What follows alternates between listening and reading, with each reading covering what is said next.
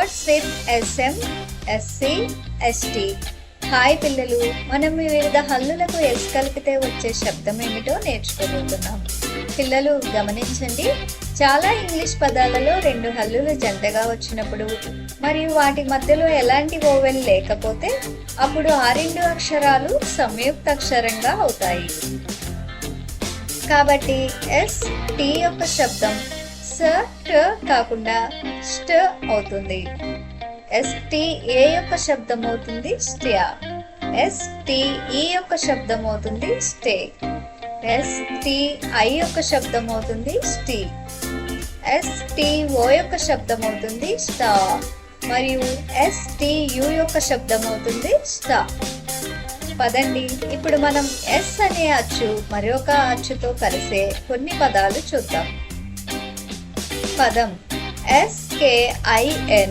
పిల్లలు, ఈ పదంలో ఎస్ కే యొక్క శబ్దం స ఖ కాకుండా స్క అవుతుంది.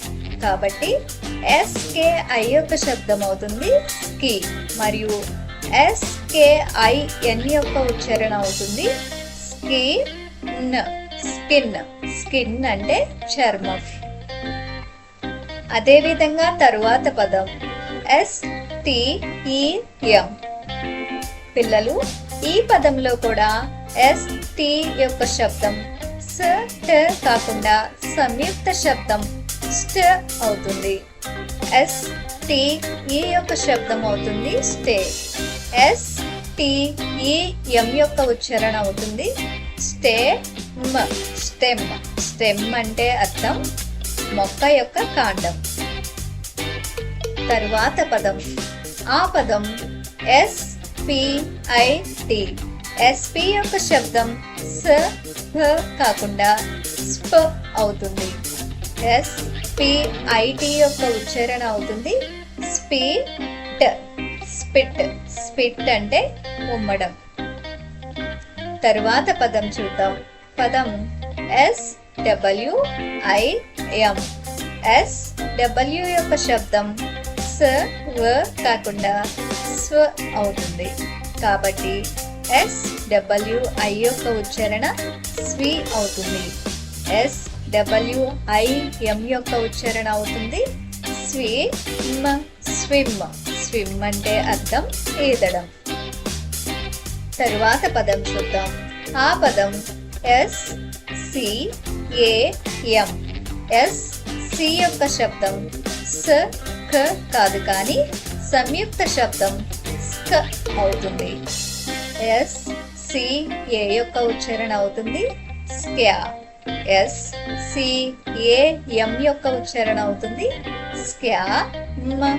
స్కామ్. స్కామ్ అంటే దోపిడీ. తరువాత పదం SMASH. SM యొక్క శబ్దం స మ కాదు కానీ సంయుక్త శబ్దం స్మ అవుతుంది. SM యొక్క ఉచ్చారణ అవుతుంది స్మ్యా. SMAS యొక్క ఉచ్చారణ అవుతుంది స్మాష్. స్మాష్. స్మాష్ అంటే పగులగొట్టు. తరువాత పదం చూద్దాం. పదం STOP. ST యొక్క శబ్దం స ఖ కాదు కానీ సంయుక్త శబ్దం స్ట్ అవుతుంది. STO యొక్క ఉచ్చారణ అవుతుంది స్టా. STOP యొక్క ఉచ్చారణ అవుతుంది స్టాప్. స్టాప్. స్టాప్ అంటే అర్థం ఆగడం. పదండి, ఈ వీడియో మళ్ళీ చూద్దాం మరియు రెండు హల్లులు జంటగా వస్తే వాటి ఉచ్చారణ నేర్చుకుందాం.